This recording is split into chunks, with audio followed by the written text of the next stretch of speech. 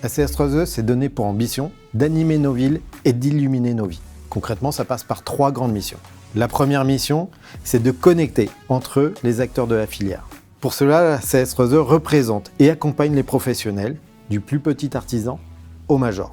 Son esprit cofraternel et soudé donne le sentiment à chacun d'appartenance à un secteur solide et dynamique. La seconde mission, c'est d'éclairer la profession.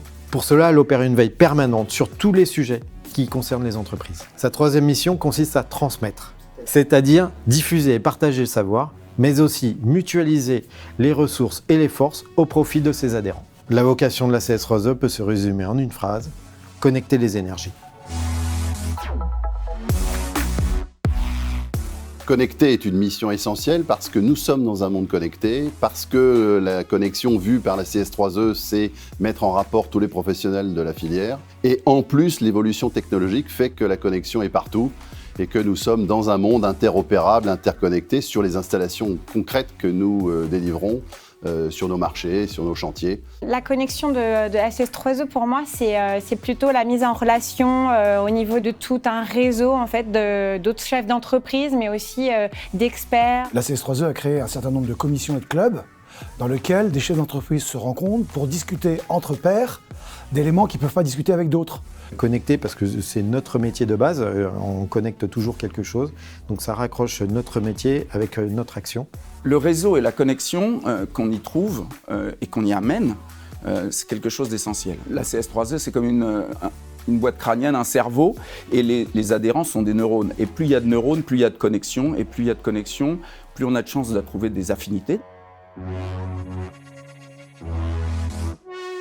En tant que chambre syndicale, évidemment, cette entité doit se positionner un petit peu comme un phare dans la tempête, être visible de tous les entrepreneurs, de toutes ces entreprises adhérentes, pour leur apporter sérénité, des conseils avisés et un accompagnement spécifique sur certaines problématiques, même quand les temps peuvent être plus compliqués, on l'a vu ces derniers mois. À mon avis, la CS3E est visionnaire. Notre objectif, c'est de faire en sorte qu'il y ait une montée en compétences globalement de nos adhérents grâce à nous, grâce à nos services. Dans tous les cas, c'est l'ambition que nous avons. La CS3E a toujours eu une dynamique prospective et qui se projette sur l'avenir. Donc c'est important aussi pour les jeunes générations qui nous rejoignent. Je sens au CFA de l'Épine la transmission des métiers d'électricité car les gens qui sont derrière moi qui m'ont permis d'accéder au CFA de l'Épine et voilà, d'apprendre le métier. Nous, en tant qu'entreprise, on prend des apprentis depuis toujours et surtout au CFA de l'Épine parce que ça inculque à nos apprentis les mêmes valeurs qu'on a en fait en tant qu'entrepreneur. Et notre but, c'est de former la nouvelle génération des nouveaux électriciens. Le CFA de l'Épine fait partie des services qui sont proposés aux adhérents de la CS3E et donc fait partie de cette boîte à outils à disposition de nos entreprises adhérentes. Et c'est vraiment le lieu de la transmission des savoirs, de la technicité, des compétences, mais également de l'histoire et de l'amour du métier qu'on peut tous en avoir à travers les générations. Il faut transmettre aux jeunes la connaissance de nos anciens, donc le savoir. Il se transmet par 3 éléments, par la formation initiale, à travers notre CFA.